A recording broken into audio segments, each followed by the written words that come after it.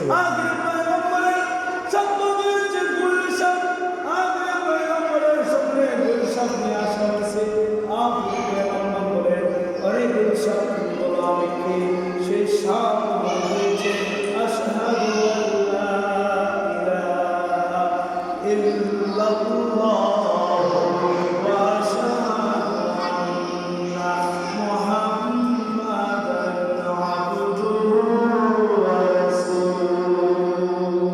ও দুনিয়ার মানুষ, আমার নবীর ব্যাপারে কেউ খারাপ মন্তব্য করলে আমার আল্লাহ সহ্য করে নাই।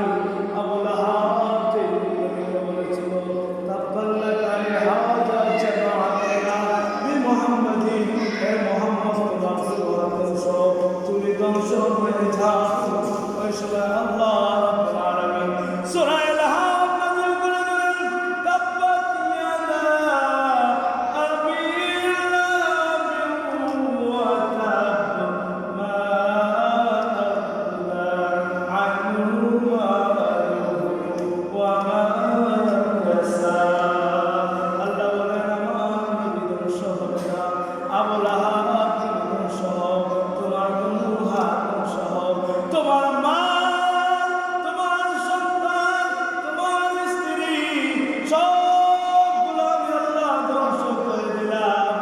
আল্লাহ বলেন, নবী গো, আমাকে গালি দিলে আমি সহ্য করে নেই, কারণ সেই বান্দাগুলোকে আমি মায়া করে বলেছি, আমি আদর করে বলেছি, আমি যে কুদরতি হাত দ্বারা আমার বান্দার চেহারা তৈরি করেছি, আমার বান্দার উপর আমাকে গালি দে, আমি সহ্য করে নেই।